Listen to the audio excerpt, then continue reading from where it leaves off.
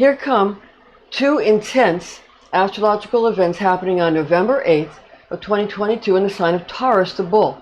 Firstly, a total lunar eclipse causing a blood moon will be occurring at 10:59 a.m. Now this is on the 8th. Okay, now secondly, a full Beaver Moon happens 4 minutes after that, after the blood moon, okay, at 11:03 a.m. using Tropical Astrology Universal Time Coordinated. These two events, both in the sign of Taurus the Bull, portend a blood sacrifice of an ancient sacrificial bull. Taurus is all about determination, solidity, stability, creature comforts, riches, also property and belongings, those types of things. Now, ancients used to sacrifice one or more bulls to gain favor from their goddesses or their gods. Today, people invest their money or their own hard work into endeavors that they think will give them really very good and very enduring returns upon the investments that they've made. This is the same principle. This blood moon is the same principle. This event is an excellent occasion to invest in something that is exceptionally meaningful for you.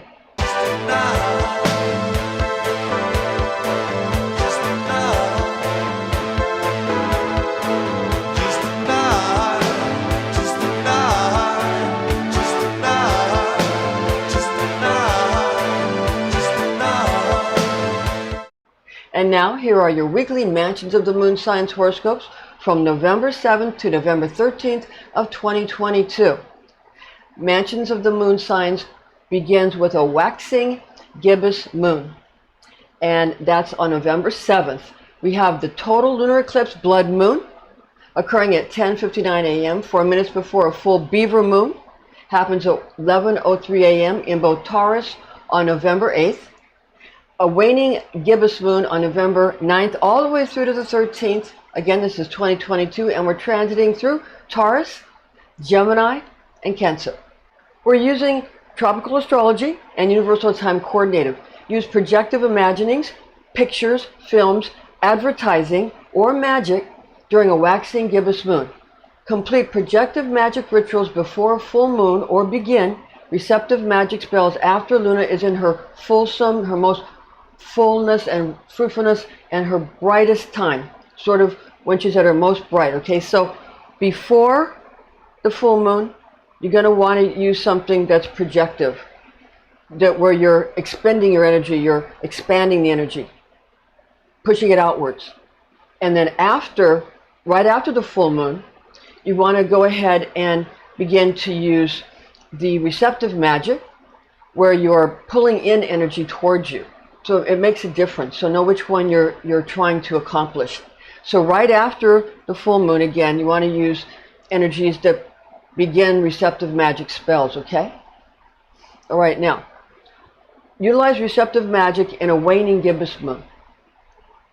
Here is your daily Lunar Mansion Magic Angels and Lords astrology guidance for the week of November 7th to November 13th.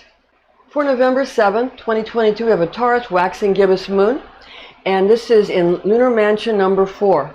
This is at 21:05 hours when it goes into Lunar Mansion number 4. Now, it's beneficial to find safety in reinforcing your structures. Beware competitors seeking revenge, separation, hatred, and malice. Or it's also dreadful for married people, and it's really kind of bad for relationships in general. And reptiles will run away during this time. Now, beware an image of a soldier riding upon a horse, brandishing a stake in his right hand, for this picture or icon causes the one that's projecting such an image, okay, to the one that's projecting this magic, okay, it causes this person to be able to obtain revenge or cause others to seek revenge, okay, and this person who's doing the magic and projecting this image will be in control. Now, and this is also can be used to break up marriages or relationships, this mansion, okay? Also, it can be used to generate enmity or to create spitefulness. Now, again, the best thing to do to stay out of trouble is to work on strengthening your constructs or your edifices. Strengthen the things that are your home, your business, your buildings, those kinds of things, your security, that kind of thing. Now, this is from the head of Taurus and the constellation of Taurus the Bull with lunar angel Azariel and Lord Asuras. An example of this that's used in Hollywood is Star Wars, the movie Star Wars, Episode 4, A New Hope. And even though it's a movie, it's an episode. It was the episode in 1977 one. And action-adventure science fiction fantasy movie written and directed by George Lucas utilizes Lunar Mansion number 4 in an early scene of the film showing actress Carrie Fisher portraying character Princess Leia Organa being interrogated by character Sith Lord Darth Vader, depicted by actor David Prowse, with Vader's voiced by actor James Earl Jones. One of my favorites, James Earl Jones. I liked him in the Conan the Barbarian movie too, because he's got a great voice, doesn't he? On this movie, though, he was just a voice. So, and the actor was David Prowse, but James Earl Jones was the voice of Darth Vader, as most people know. Now, Darth Vader is interrogating the rebel Princess Leia to find the locality of the insurgents' headquarters, of which she is a part. In an attempt to get her to talk, a droid is brought into the interrogation room, which is the horse and rider of this mansion's icon. That droid that brings in, that comes in the room, okay, that's the horse and the rider. Now, this droid is holding a syringe, which is the snake in the rider's hand, okay, containing a medication about to be injected into Leia so that she will disclose the information Vader needs to destroy the revolutionary cause of the rebels that he wishes to thwart. Additionally, Princess Leia's planet of origin is named Alderaan, which is very similar to the pointer star of Lunar Mansion number 4 being Aldebaran. And the traditional name of this mansion, which is Aldebaran, meaning the follower, according to Warnock, the Mansion of the Moon book, okay? Now, keep in mind that Princess Leia follows character Han Solo, portrayed by Harrison Ford, around throughout this entire swashbuckling film. So she indeed is the follower, okay? So you see kind of how this works. Now, the reason I could tell right away that the syringe was the snake, okay? It's because of, I read Zecharia Sitchin's books, and it discloses that kind of information in his books, okay? So these are very ancient symbols and images.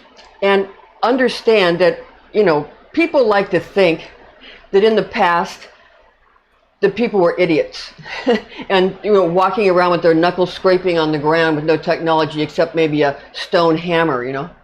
That's not really the case. A long time ago they had much better technology than we have now, you know. And you can read Zecharia Sitchin's books and you can understand all about that.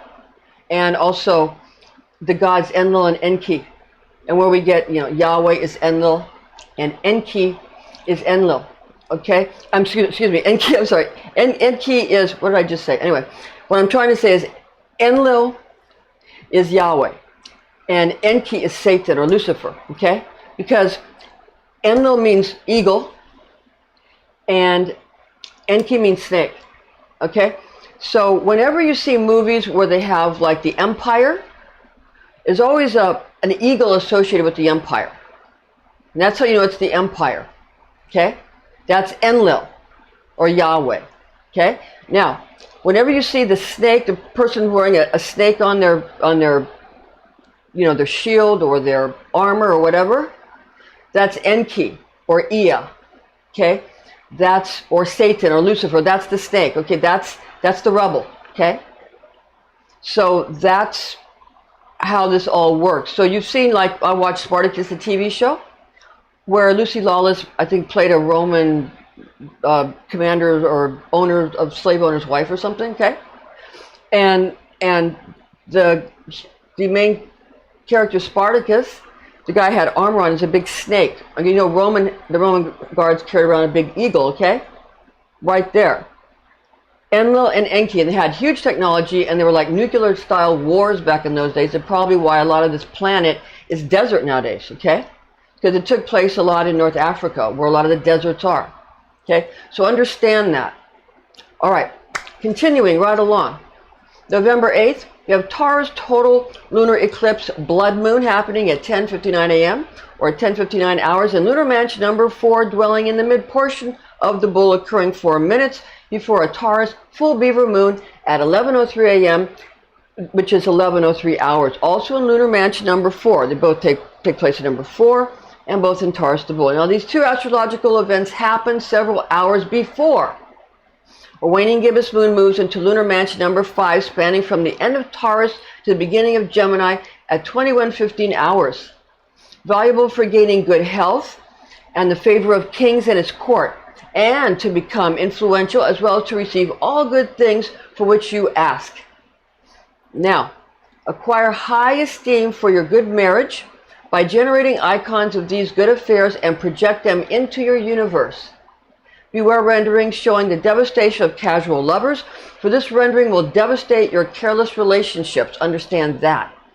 The traditional pictures for this mansion is an icon of a man's head used to gain the help and esteem of sovereigns, monarchs, and constables, as well as to gain access to theaters, plays, and concerts. Now, why do you think they put a sovereign's head, be a king, queen, whatever, or like Benjamin Franklin or whatever, or a president on a dollar bill or on a pound or on a euro, whatever? That's this mansion right here, number 5. That's what this is. Okay? So, and this gets you what? It gets you access. Theaters, the backstage passes, the plays, the concerts. It gets you the esteem and the respect and the help of sovereigns, monarchs, nobles, constables, that kind of thing. This is from the white spot in the constellation, where we have it sort of spans between two constellations. It goes from the end of the constellation of Taurus the Bull to the beginning of the constellation of Gemini, the twins, with lunar angel Gabriel and Lord Kabil. Now, heads up Catholics, the Catholic Church takes good care of you, if only you knew. Catholics use the cloth of Saint Veronica, card, artwork, or sculpture, which specifically fits as the proper representation to bring to the supplicant all the health, influence, and prosperity of Mansion of the Moon number 5. That's the one where Jesus' face was wiped by Saint Veronica when he was carrying his cross, and she wiped his face, and to comfort him, and the blood and the sweat and the dirt got on, and it was like a holy relic, okay? But that is this mansion. That's what this is. The Catholic Church gives this to you, and if you use it, you will get more jobs and promotions than you know what to do with, to the point where you can't even take them all. Stare at it constantly. I did this for my husband. It works. Okay, November 9th, we have a Gemini waning gibbous moon in Lunar Mansion number 6 at 21:51 hours. Profitable for successful hunting as well as conquest of towns and villages. Doctors are stopped from applying their trade during this mansion. Beware the sons of sovereigns seeking vengeance, and those that desire to destroy your harvest and businesses. Watch out for love-hate relationships. Use the icon of two people embracing each other to guarantee love between these two that you choose, any two that you choose. This is where the matchmaker applies her trade. Okay? From the little star of great light in the constellation of Gemini, the twins, with lunar angel Durachiel and Lord Nedeyirahe. Now we're going to move on to November 10, the 10th. We have a Gemini waning gibbous moon in Lunar Mansion number 7 at 22:54 hours, brings loyalty and trust betwixt associates and partners. Beware the annihilation of legal systems and justice. Gets rid of Lord of the Flies and his minions. Use an icon of a man or woman lifting her hands up to heaven, requesting help from heaven to gain plenty of superior high quality goods and services. Okay? It can also get you good relationships, and also it can gain you properties. From the arm of Gemini, in the constellation of Gemini, the twins, with lunar angels Sakiliel and Lord Sele or Lord Selehe. Now there's a very interesting movie, a more up-to-date movie, that's a 2021 movie that uses this mansion. I'm going to give you this Hollywood example of using this mansion right now. Okay, the movie is Wrong Turn. It's a 2021 action thriller some say horror movie because, you know, it has gory scenes, but it's a thriller. It's very action-packed.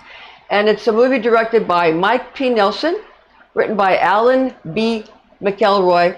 They use various themes of Lunar Mansion number 7 throughout the storyline and in many scenes of this film. Okay? In fact, actor Bill Sage portrays the character Venable, which is certainly a Lord of the Flies type leader of a society named the Foundation, a community of survivalists and nature purists that live and thrive deep within the Appalachian Mountains. Actress Daisy Head gives a hauntingly compelling performance playing Venable's fiercely protective daughter Edith. Relying upon your point of view and the heroes and villain in this motion picture, you know, whatever your point of view, it's relying upon what side of the left-right fence you're on, so to speak. Okay? The villains and the heroes may vary. You know, you may not be able to, you may not agree with somebody else who the villains and who the heroes are in this movie, because it's sort of, you know, it's a clear line, yeah? Although, what I like about this movie is it shows good and bad in both camps, which is the way real life is.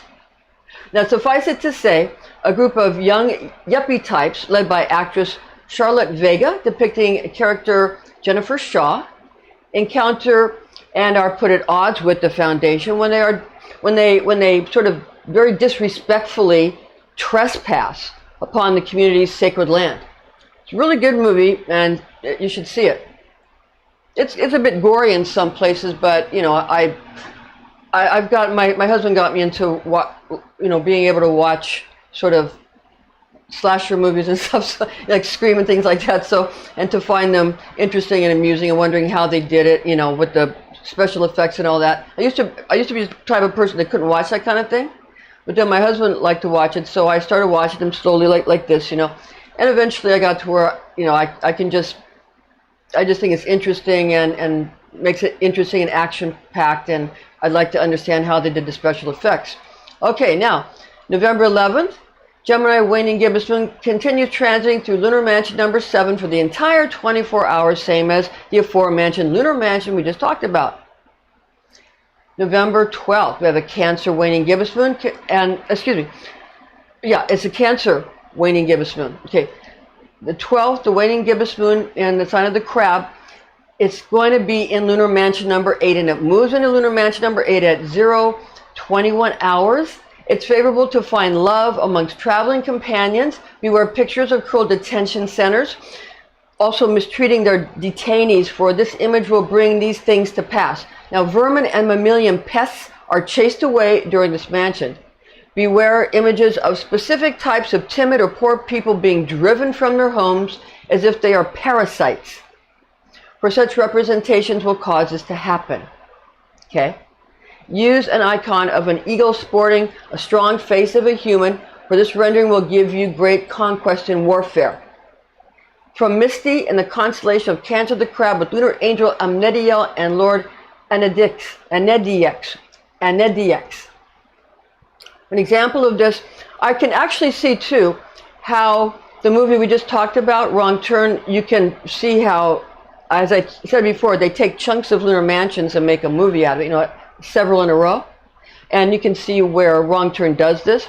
But there's another movie I'd like to also show you, talk about here, that's another example, a great Alfred Hitchcock movie, 1963 movie, The Birds, uses lunar mansion number 8 in that the plot has several varieties of feral birds suddenly begin to attack humans by pecking at them until they are dead, and even pluck out a man's eyes in one scene, okay? Now, the characters in The Birds spend most of the movie running away from and chasing away. So they run away from and they chase away these attacking birds from the homes and schools of their town. Now, here's a spoiler alert. So if you haven't seen it, skip past and go to the next one. On the description box, click in the next date so that you can, you know, not hear the spoiler alert, because I'm talking about the 12th now. So go to the next date. Okay, now. Spoiler alert, okay, now, in some scenes of this movie, people are driven out from their homes by hordes of vicious birds. Moving on to November 13th, we have a Cancer waning gibbous moon, lunar mansion number 9 at 0208 hours. So 0208 hours. Now, men argue and fight with each other during this mansion, and these stars sort of thwart production in yields, so that it thwarts or stops or encumbers the production of crops, yields of crops, as well as encumbrances to journeys. Unfamiliar men will upset and dishearten women when Luna activates this mansion, and therefore, women should guard themselves against strange men during lunar mansion number 9. Beware the image of a eunuch covering his eyes with his hands, for it causes infirmities. Okay? From stars that reside in the glance of the lion's eye, in the sign of Cancer, the crab, with lunar angel Barbiel and Lord Rabel. Now, another example of this for Hollywood, okay, again, I'm going to give you another Alfred Hitchcock, again, 1963, The Birds. In that movie, as I said, what they do is they take these lunar mansions, like a certain section of them, and they make a movie out of a certain number of them, and they're usually pretty much in a row, yeah? Pretty much.